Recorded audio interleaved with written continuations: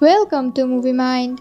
আজ আমরা দেখব রিসেন্টলি মুক্তি পাওয়া ভাইরাল সিরিজ বোন অ্যাপেটি ইয়োর ম্যাজেস্টি এপিসোড 5 এবং 6 এর গল্প। আগের এপিসোডগুলো না দেখে থাকলে আমার চ্যানেলে এক্সপ্লেন করা আছে, আর ডেসক্রিপশন বক্সেও আমি এর লিঙ্ক দিয়ে রেখেছি, গিয়ে আগে ওগুলো দেখে এসো। তো এপিসোড 5 শুরু হয় জিওংয়ের ভয়ানক রাগের মাধ্যমে। গত রাতে ইউনহি তাকে কিস করেছে, তবে সকালে উঠে ওই লোক নিজেই সেটা ভুলে গিয়েছে। কিন্তু জিওংয়ের মাথা থেকে তো কথাটা সরছেই না। কত বড় সাহস রাজার! আর রাজার রাগ সে বেচারা মরা মাছের উপর দেখাতে থাকে। মারতে মারতে সে তো এটাকে পাউডার বানিয়ে ফেলে একেবারে। যাই হোক, পরে সেই অত্যাচারিত মাছটা দিয়ে স্যুপ বানিয়ে ইউনহির কাছে নিয়ে যায়। ইউনহি গত রাতে ড্রিঙ্ক করার কারণে এখন মোটামুটি একটু অসুস্থ ছিল। এদিকে সারা রাত না ঘুমিয়ে জিওংয়ের চোখের নিচেও কালি পড়ে গিয়েছিল। দুইজন একে অপরের দিকে অকওয়ার্ডভাবে তাকিয়েছিল। এরপর জিওং ওই স্যুপটা সার্ভ করে আর বলে যে এটা হচ্ছে একটা ফ্রেঞ্চ স্টাইলে তৈরি করা হ্যাংওভার স্যুপ। ইউনহি এই স্যুপটা মুখে দিতে একদম অবাক হয়ে যায়, যেটা কোনো নতুন ব্যাপার না। এবার মাছের স্বাদ পেয়ে সে জিজ্ঞাসা করে এই স্যুপের মাঝে কোনো মাছ অথবা কাঁটা কেন নেই। জিওং বলে এই মাছটাকে সে অনেক বেশি যত্ন করে ছোট্ট ছোট্ট করে কেটে তারপর স্যুপে দিয়েছে, যার কারণে এটা একেবারে স্যুপের সঙ্গে মিশে গিয়েছে। কিন্তু আমরা তো জানি বেচারা মাছের সঙ্গে আসলে হয়েছিলটা কি। যাই হোক, এরপর ইউনহি তার সমস্ত সেবকদের রুম থেকে বের করে দেয়। পরে জিওংকে জিজ্ঞাসা করে গত রাতে তাদের মাঝে কিছু কি হয়েছিল। জিওংও পাল্টা প্রশ্ন ছড়ে, সেটাই তো, গত রাতে কি কিছু হয়েছিল? ইউনহি বলে আমি কিভাবে জানবো, আমি তো ড্রিঙ্ক করেছিলাম। তখন জিওং তাকে গত রাতের কিছু অভিনয় করে দেখাতে থাকে, কিন্তু ইউনহির তো কিছুই মনে পড়ে না। এবার জিওং রেগে বলে আপনি আমার স্টাইলের না, এটা মনে রাখবেন। ইউনহি তো এই স্টাইল শব্দটা উচ্চারণই করতে পারছিল না। তখন জিওং বলে আরে স্টাইল মানে আইডিয়াল টাইপ, মানে আমি কেমন ছেলে পছন্দ করি, আপনি আমার পছন্দের ছেলেদের লিস্টে পড়েন না, আমি শুধুমাত্র আপনার রাঁধুনি। ইউনহি বলে হ্যাঁ হ্যাঁ, আমিও তোমাকে কোনো মেয়ের মতো দেখি না। এটা শুনে তো জিওং থমকে যায়। কি বললো, মেয়ের মতো দেখে না মানে? ইউনহি বলে আরে মেয়ে মানে আমি বলছি যে আমি তোমাকে শুধুমাত্র আমার রাঁধুনি হিসাবে দেখি। জিওং বলে এটা মনে রাখবেন। এই বলে সে ওখান থেকে চলে যায়। এবার ইউনহি তো অনেক বেশি কনফিউজ ছিল যে গত রাতে তাদের মাঝে আসলে হয়েছিলটা কি। তখন তার মন্ত্রী এসে জানায় যে গত রাতে সে কি আকামটাই না করেছিল। এটা শুনে তো লজ্জায় ইউনহির ইচ্ছা হচ্ছিল এক বালতি পানিতে ডুবে মরে যেতে। একটা রাঁধুনিকে কি করে সে কিস করে নিল। এইদিকে জিওংও রান্নাঘরে যাওয়ার সময় মনে মনে বলছিল কত বেয়াদব একটা লোক, কিস করার পর কি করে ভুলে গেল। ওই সময়ই তার কাছে গঙ্গিল আসে আর গিলকামের ব্যাপারে জিজ্ঞাসা করে। জিওং বলে গিলকাম এখন ঠিক আছে। গঙ্গিল বলে যে গিলকামের উপর সে প্রতিযোগিতার দিন প্রাসাদের কোনো দাসী হামলা করেছিল, কিন্তু সে তার চেহারা দেখেনি। এখানে তোমাদের মনে হতেই পারে যে গঙ্গিল গিলকামের খেয়াল রাখার চেষ্টা করছে, কিন্তু ব্যাপারটা একদমই এমন না। এখানে গঙ্গিলেরও নিজস্ব কারণ আছে। আসলে তার একটা ছোট বোন ছিল, যার মৃত্যুর জন্য সে এই প্রাসাদের কাউকেই সন্দেহ করছে। ফ্ল্যাশব্যাকে দেখতে পায় গঙ্গিলের বোনের মৃতদেহ পড়ে আছে। মূলত কিছুদিন আগেই তাকে মকজুর প্রাসাদে দাসী হিসাবে পাঠানো হয়েছিল, তবে এখন সে লাশ হয়ে বাড়ি ফিরেছে। তার হাতে একদম ওই পিনটাই ছিল যেটা বর্তমানে গঙ্গিলের কাছে থাকে। গঙ্গিল এটাকে ধরে শপথ করে যে বোনের মৃত্যুর বদলা সে নেবেই নেবে। এইদিকে মকজু জানতে পেরে যায় যে প্রতিযোগিতার দিন গঙ্গিলই গিলকামকে বাঁচিয়েছিল। তার মনে হতে থাকে গঙ্গিল জিওংয়ের দলের লোক, তাই সে তার দাসীকে গঙ্গিলের উপর নজর রাখতে বলে। মূলত সে তো মনে মনে ঠিকই করে নিয়েছে জিওংয়ের আশেপাশে থাকা যত মানুষ আছে সবাইকে একে একে সে নিজের রাস্তা থেকে সরিয়ে দেবে। এইদিকে সংজে এসে ইউনহিকে টিস করে তাকে গতরাতে জিওং আর তার কিসের কথা মনে করিয়ে দেয়। ইউনহি লজ্জা পেয়ে বলে এটা সে ড্রিঙ্ক করে করে ফেলেছিল, তবে জিওং এখন তার উপর অনেক বেশি রেগে আছে। সংজে বলে জিয়ংয়ের রাগ ভাঙাতে হলে তাকে কিছু একটা উপহার দেয়া দরকার। পরের সিনে দেখি রাজসভায় কথা হচ্ছিল যে কিছুদিনের মধ্যেই মিং সাম্রাজ্যের দূত ইউকুন জোসংয়ে আসছে। এই কথাটা ইউনহির জন্য অনেক বেশি চিন্তাজনক ছিল, কারণ আজ থেকে কয়েক বছর আগে এই ইউকুনই এসে তাদেরকে কথা দিয়ে গিয়েছিল যে শান্তি চুক্তির নামে জোসং থেকে মিং সাম্রাজ্যে যে মেয়েদের পাঠানো হতো এই প্রথাটা এখন বন্ধ করে দেয়া হবে। কিন্তু আসলে তো এমন কিছুই হয়নি। বর্তমানে মন্ত্রীরা সবাই ভয় পাচ্ছিল যে ইউকুন যদি আবারও আসে তাহলে এইবার তাদের অর্থনীতিতে অনেক বড় একটা প্রভাব পড়তে পারে। ইউনহি জিজ্ঞাসা করে তাকে স্বাগত জানানোর জন্য কি করা হয়েছে। একটা মন্ত্রী জানায় যে কোষাগার থেকে 200 স্বর্ণ মুদ্রা তার উপহার হিসেবে আলাদা করে রাখা হয়েছে। এটা শুনে ইউনহি রেগে যায় আর বলে, কোষাগারের সম্পদ আমার প্রজাদের কামাই, এটাকে আমি বিনা কারণে এভাবে নষ্ট হতে দিব না। ইউকুনকে স্বাগত জানানোর জন্য এমন কিছু করো যেগুলো একেবারে না হলেই না, আর তার উপহারের জন্য বেশি টাকা খরচ করবে না, খবরদার। এটা শুনে মন্ত্রীরা চিন্তিত হয়ে পড়ে। এমন সিদ্ধান্তের কারণে মিং সাম্রাজ্য আবার যেন রেগে না যায়। তখনই আবার সেনাপতি আরও খারাপ খবর নিয়ে আসে। সে ইউনহিকে বলে তাদের এক বিশেষ গুপ্তচর যে ইউনহির মায়ের মৃত্যুর খবর নিচ্ছিল তাকে গুরুতর আহত অবস্থায় এক জায়গায় পাওয়া গিয়েছে। সে নাকি কিছু প্রমাণাদি পেয়েছিল যেগুলো দেখাতেই সে প্রাসাদের দিকে আসছিল। তখন ইউনহি আদেশ করে তাকে যেন এখনই নিয়ে গিয়ে ভালোভাবে চিকিৎসা দেয়া হয়। সেনাপতি বলে, আমরা আগেই তার চিকিৎসার ব্যবস্থা করেছি, কিন্তু অদ্ভুত ব্যাপার হলো সে যে সকল প্রমাণাদি নিয়ে আসছিল সেগুলো তার কাছে পাওয়া যায়নি। এমনকি তার চিকিৎসা করার তাঁবু থেকেও সে গায়েব হয়ে গিয়েছে।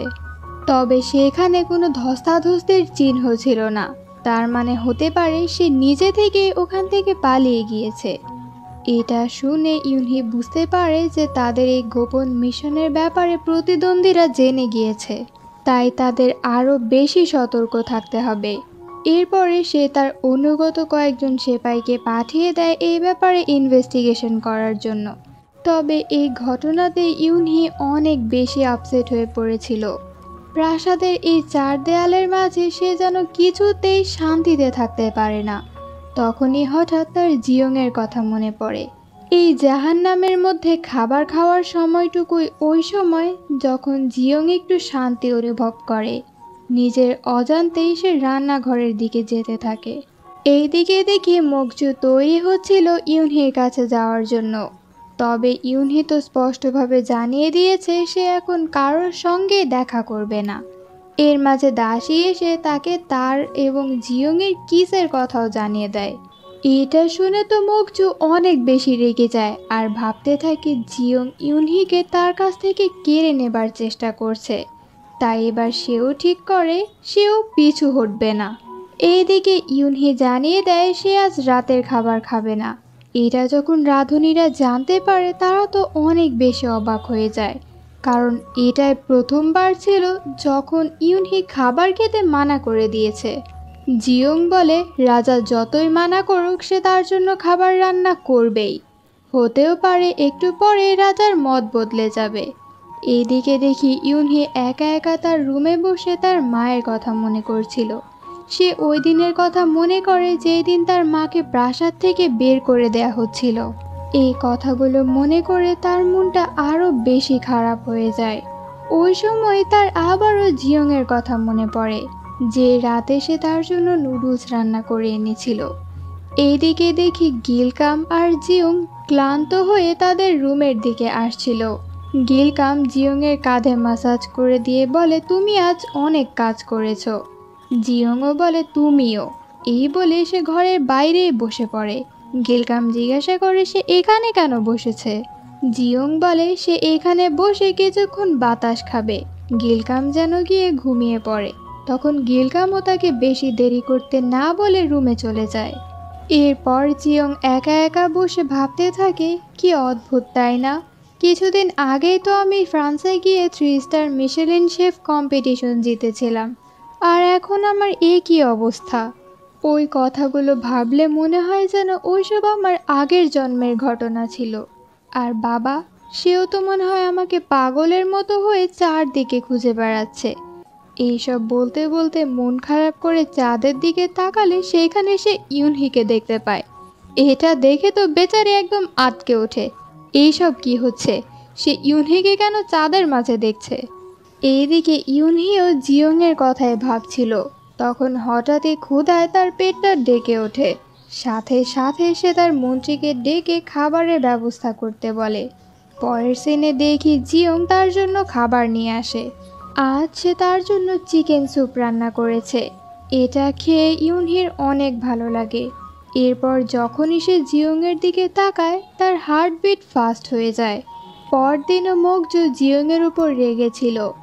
আজ সে ঠিক করে কিছুদিন পর রাজার যে মেডিকেল এক্সামিনেশন হবে সেটার পরে সে নিজে রাজার জন্য খাবার রান্না করবে। সে তো খুবই কনফিডেন্ট ছিল যে তার রান্না ছেড়ে রাজা জিয়ংয়ের রান্নায় হাতও দেবে না। এরপর সে তার এক বিশ্বস্ত রাঁধুনিকে ডেকে তার হাতে একটা বিষের বোতল ধরিয়ে দেয়।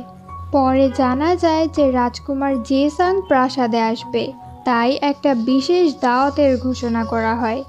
এই সুযোগে মগজু বলে দেয় যে এই বিশেষ দাওয়াতের জন্য সে রান্না করবে।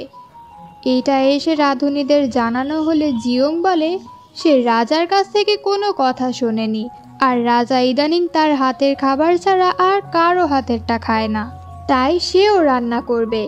এর পরের সিনেই দেখি তার রান্না হয়ে যায়, যেটা দেখে তো সবাই খুশি হয়ে যায়। পরে যখন তারা ওইখান থেকে চলে যায় এই সুযোগে মগজু এসে ওই খাবারটা ফেলে দিয়ে নষ্ট করে দেয়। এটাতে তো জিয়ং অনেক বেশি রেগে যায়। তবে সে কি আর হার মানার পাত্রী? আবারও সে লেগে পড়ে নতুন রেসিপি তৈরি করতে। পরের সিনে দেখতে পাই জেসাং এবং রাজা বসেছিল আর খাবার সার্ভ করা হচ্ছিল। জিয়ং এর খাবার সাজানোর স্টাইল দেখেই তো জেসাং মুগ্ধ হয়ে যায়। এইদিকে এত খাবারের আয়োজন দেখে তো ইউনহি একদম অবাক হয়ে যায়।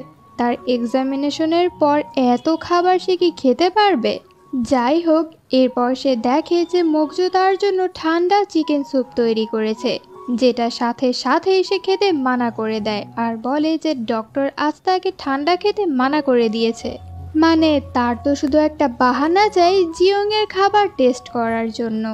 যাই হোক, এরপর জেসাং আর ইউনহি যখন জিয়ং এর খাবার মুখে দেয় বোঝাই যায় যে এটা তাদের কাছে কতটা ভালো লেগেছে। জেসাং খুশি হয়ে জিয়ংকে বলে যে বলো তোমার কি চাই। জিয়ং চুপ করে থাকে। তারপর সে বলে যে রান্না করতে গিয়ে তাজা সবজি দেখলে মনটাই ভালো হয়ে যায়। রাতের বেলা দেখি সংজে বসে প্ল্যান করছিল যে সে কিভাবে ইউনহিকে রাজি করাবে যেন সে জিয়ংকে তার ব্যাগটা গিফট করে দেয়। এরপর সে তার ব্যাগ ঘাটাঘাটি করে পাসপোর্ট পায়। এটার ভেতর সে জিয়ংয়ের মডার্ন ছবি দেখে তো একেবারে ভয় পেয়ে যায়। যাই হোক, এদিকে জানা যায় যে ইউকুন এবার 3 জন বিশেষ রাঁধুনি নিয়ে জেসাংয়ে আসছে। এইদিকে দেখি সং যে বারবার ইউনহিকে বলছিল সে যেন জিয়ংকে তারই ব্যাগটা গিফট করে দেয়।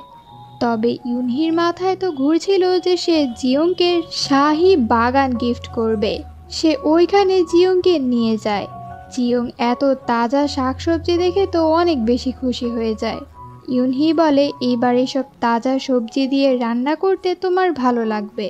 তখন জিয়ং লাল মরিচ দেখে খুশি হয়ে ইউনহিকে বলে যে এবার আমি এমন কিছু রান্না করব যেটা খেয়ে আপনি আরও বেশি মুগ্ধ হয়ে যাবেন।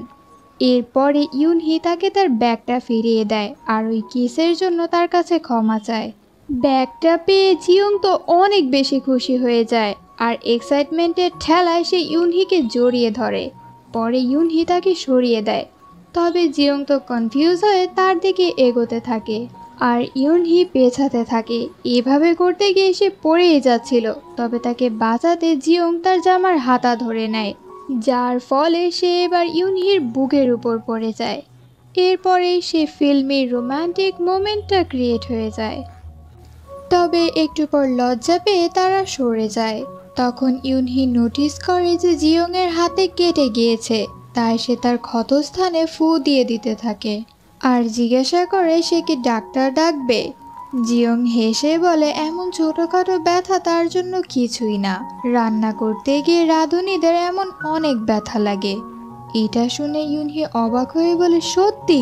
আমি তো এই ব্যাপারে জানতামই না।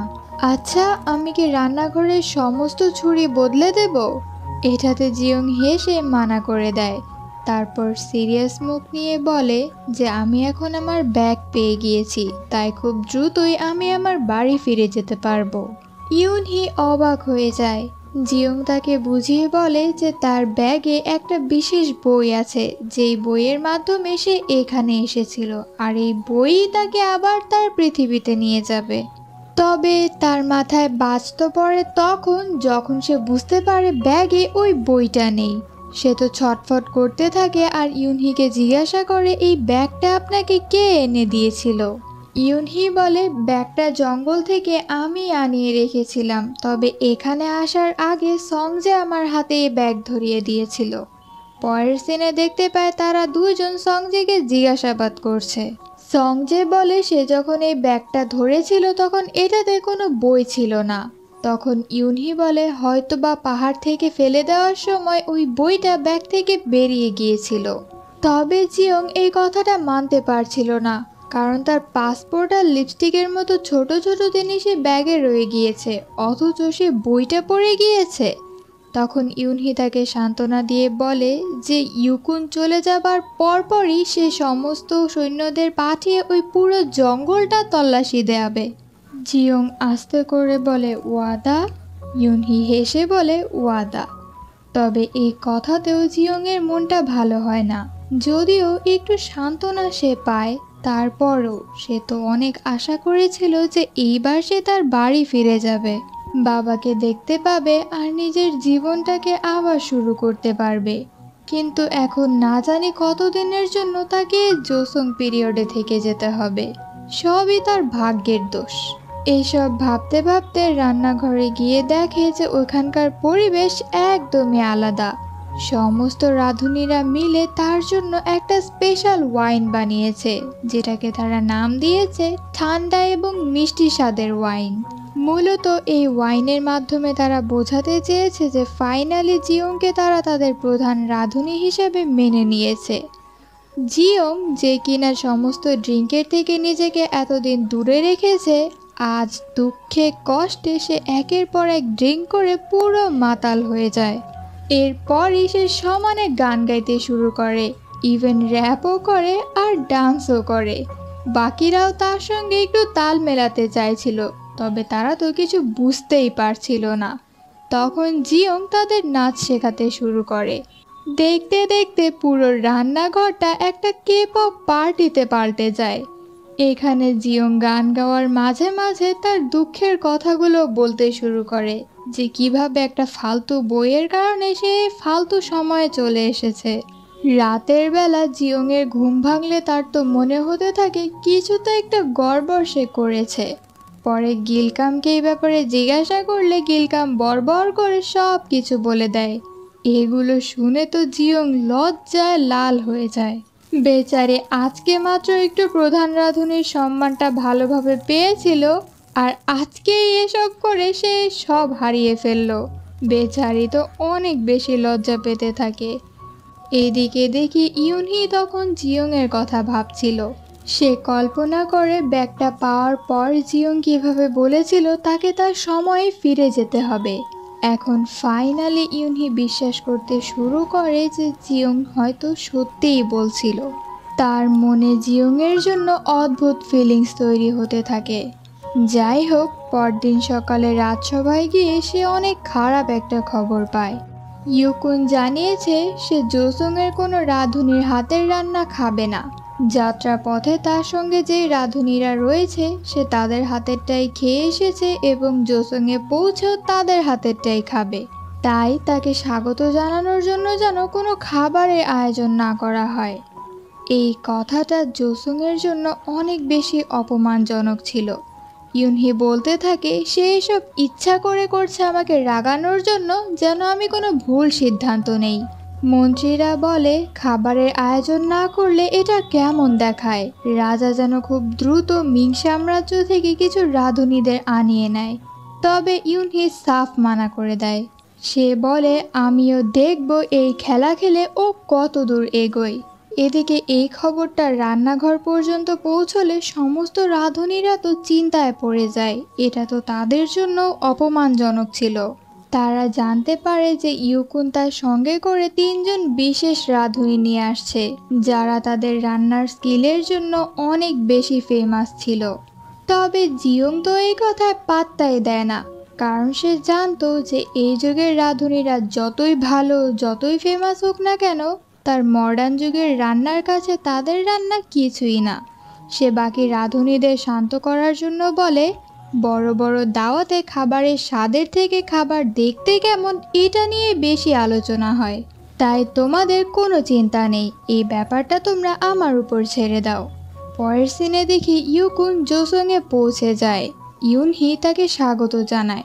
তখন ইউকুন তাদের সঙ্গে তার 3 জন রাঁধুনিদের পরিচয় করিয়ে দেয় আর বলে যে আমার এই রাঁধুনিরা এক কথায় অসামান্য এবং অতুলনীয়। তারাই তোমাকে বোঝাবে যে খাবার আসলে কি আর এটা টেস্ট কেমন হয়। তখন জিয়ংও বুক ফুলিয়ে বলে যে তার কাছেও একটা বিশেষ রাঁধুনি আছে, সেও আপনাদের জোসংয়ের স্বাদ বোঝাবে।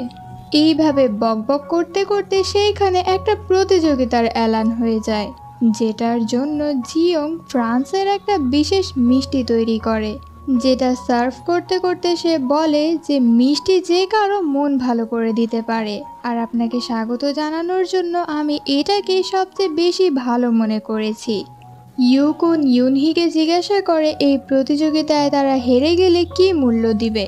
ইউনহি বলে ইউকুন যেই উদ্দেশ্যেই এইখানে এসে থাকুক, সে কোনো কিছু না শুনে তার সমস্ত শর্তে রাজি হয়ে যাবে। তবে ইউকুনরা যদি হেরে যায় তাহলে তাদেরও বড় একটা মূল্য দিতে হবে। কিন্তু ইউকুন তো এখানে অনেক বেশি কনফিডেন্ট ছিল, সে হারবেই না। তার কাছে 3টা বিশেষ রাঁধুনি আছে, আর এই এক রাঁধুনির সঙ্গে তারা ভালোভাবে কম্পিটিশন করতে পারবে। সেও ইউনহির শর্তে রাজি হয়ে যায়। এখন এখানে কম্পিটিশন শুধুমাত্র রান্নার না, বরং 2 রাজ্যের ভবিষ্যৎ নিয়েও হয়ে যায়। যাই হোক, এবার সিদ্ধান্ত নেওয়া হয় যে প্রতিযোগিতা 3 রাউন্ডের হবে। প্রথম রাউন্ডে মিষ্টি, দ্বিতীয় রাউন্ডে মাছ এবং তৃতীয় রাউন্ডে মাংস। একটু আগে জিয়ং যে ফ্রান্সের মিষ্টিগুলো বানিয়েছিল, এগুলোকেই সে প্রথম রাউন্ডের খাবার হিসেবে সকলকে খেতে বলে। এই খাবারটা মুখে দিতেই তো ওই 3 রাঁধুনি এবং ইউকুন নিজেও অনেক বেশি অবাক হয়ে যায়। যাই হোক, এবার জিয়ংয়ের ক্ষমতা টের পেয়ে সে বলে যে প্রত্যেক রাউন্ডের জাজ হিসেবে ইউকুন আর ইউনহি তারা নিজেরাই থাকবে, আর যদি তারা 2 জন মিলে কোনো সিদ্ধান্তে পৌঁছাতে না পারে তাহলে তারা তাদের বিশ্বস্ত 2 জন মানুষকে জাজ বানাবে। আর হ্যাঁ, যেই রাজ্য হেরে যাবে তারা জিতে যাওয়ার রাজ্যের সমস্ত কথা শুনবে সারা জীবন।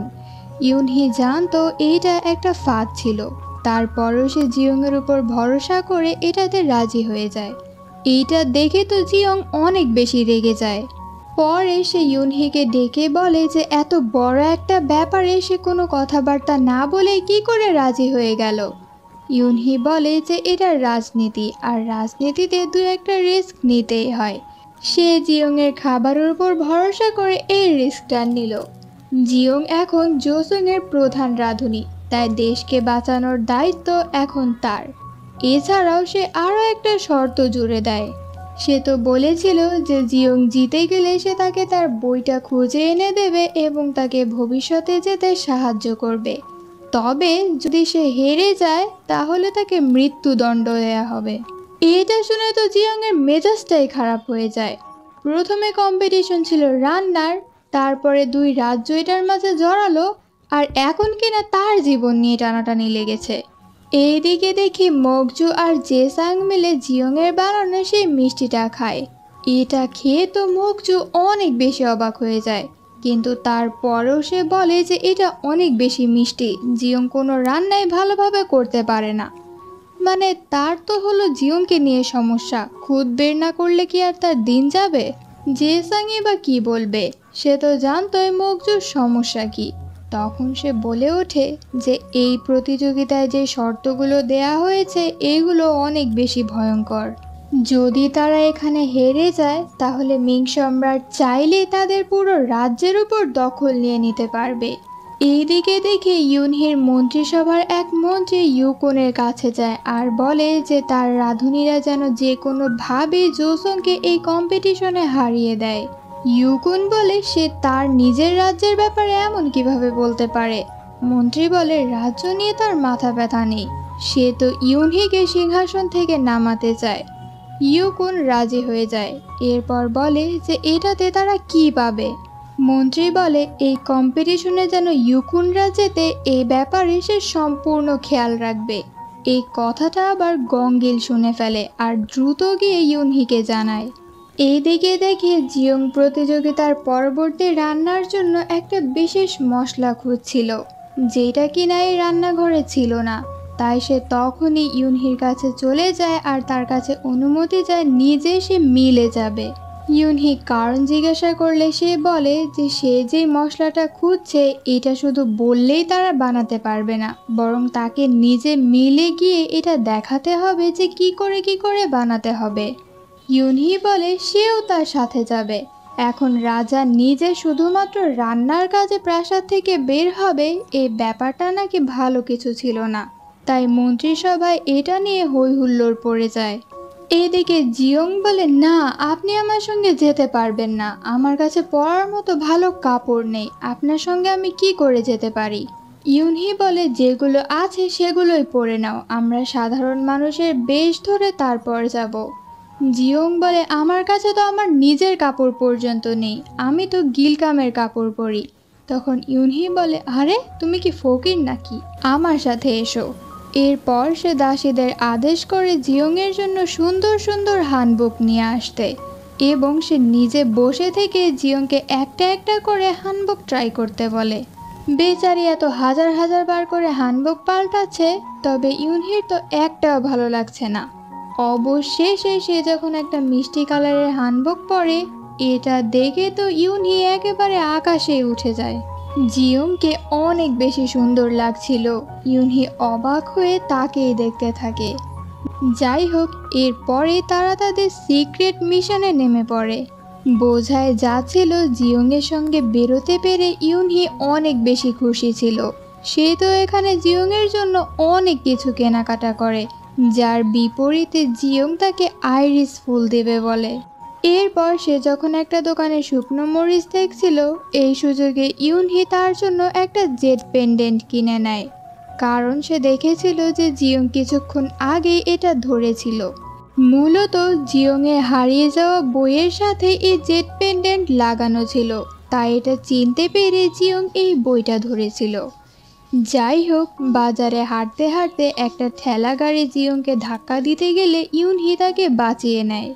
এই চক্করে জিয়ংয়ের হাতে থাকা আইরিস ফুলগুলো মাটিতে পড়ে যায়, যেগুলো পরে সে একটা একটা করে ওঠাতে থাকে। তখন ইউনহি বলে এইগুলো তার ওঠানোর দরকার নেই, সে তাকে অন্য ফুল দিয়ে দিবে। জিয়ং বলে এই ফুলগুলো সে তার নিজের জন্য নেয়নি, সে তো ভেবেছিল এইগুলো সে ইউনহিকে দিবে। ইউনহি এই ফুলগুলো নিজের রুমে রাখলে এগুলোর ঘ্রাণে নিজের দুশ্চিন্তা থেকে কিছুক্ষণ শান্ত থাকতে পারবে। এইটা শুনে ইউনহিও তখন ওই ফুল ওঠাতে শুরু করে। একটু পর ইউনহির মুখে কাদা লেগে যায়, যেটা দেখে জিয়ং তো হাসতে থাকে আর নিজের হাত দিয়ে তার মুখে আরেকটু কাদা লাগিয়ে দেয়। এটা দেখে ইউনহিও তার মুখে কাদা লাগিয়ে দেয়। এইভাবে হাসি দুষ্টামিতে তারা একটা সুন্দর মোমেন্ট পার করে। প্রাসাদে ফিরে ইউনহি জিয়ংকে ওই জেড পেন্ডেন্টটা দেয় আর বলে আমি দেখেছিলাম বাজারে বসে তুমি এই পেন্ডেন্টটা দেখছিলে। যাই হোক, পরে নিজের রুমে ফিরে এসে ওই আইরিস ফুলগুলোকে ইউনহি অনেক যত্ন সহকারে একটা ফুলদানিতে রেখে দেয় আর জিয়ংয়ের কথা ভাবতে থাকে। এইদিকে জিয়ং রান্নাঘরে এসে দেখে এখানকার পরিবেশটা বেশ গম্ভীর ছিল। গিলকাম তখন বলে যে কিছুক্ষণ আগে মিং সাম্রাজ্যের ওই রাঁধুনিদের সঙ্গে তাদের পেঁয়াজ কাটার একটা কম্পিটিশন হয়েছিল, যেটাতে তারা খুব বাজেভাবে হেরে গিয়েছে, তাই তাদের সবার মন খারাপ। তখন জিয়ং তাদের কনফিডেন্ট বাড়ানোর জন্য বলে পেঁয়াজ কেটে কি হবে, শুধু পেঁয়াজ তো আর তারা লোকেদের খাওয়াবে না, আমরাই সব থেকে ভালো খাবার রান্না করব কম্পিটিশনে আর সবার মুখ বন্ধ করে দিব। এটাতে তাদেরও কনফিডেন্স ফিরে আসে। পরদিন সিদ্ধান্ত হয় প্রথমে মাছ না বরং মাংসের কম্পিটিশন হবে, আর এই একটাতে 3টা রাউন্ড থাকবে। প্রথমত এমন মাংসের ডিশ রান্না করতে হবে যেটা এর আগে কেউ কোনোদিন দেখেনি। সেকেন্ড রাউন্ডে জোসংরা মিংয়ের একটা খাবার রান্না করবে আর মিংরা জোসংয়ের একটা খাবার রান্না করবে। থার্ড রাউন্ডে 2 দলকে জিনসেংয়ের স্যুপ রান্না করতে হবে। এখন এই রাউন্ডটা একটু জটিল ছিল, কারণ মিং সাম্রাজ্য অনেক বেশি ফেমাস ছিল জিনসেংয়ের স্যুপ রান্না করার জন্য। এইখানে ইউকুনরা শর্ত রাখে যদি এই রাউন্ডে তারা জিতে যায় তাহলে তারা জোসংয়ে জিনসেং উৎপন্ন করার একটা লাইসেন্স পাবে আর অনেকগুলো জমি পাবে। তখন ইউনহিও শর্ত রাখে আর যদি তারা জিতে যায় তাহলে তারা মিং সাম্রাজ্য থেকে কম মূল্যে সারা জীবনের জন্য আটা আমদানি করবে। দেখা যায় ইউকুন এটাতে একটু ইতস্তত করছিল, কিন্তু এরপরে সে বলে ওঠে, ঠিক আছে, যদি তোমরা জিতে যাও তাহলে আমি নিজে গিয়ে সম্রাটকে এই ব্যাপারে রাজি করব। দেখা যায় জিওং আজ খুবই কনফিডেন্ট ছিল, কারণ তার মাথায় বিশেষ একটা প্ল্যান ঘুরছিল। সে ঠিক করে যে এই জোসং সাম্রাজ্যের এই পিরিয়ডে সে একটা প্রেসার কুকার তৈরি করাবে। আর তার এই প্ল্যানিংয়ের সাথে সাথেই এপিসোড 6 শেষ হয়ে যায়।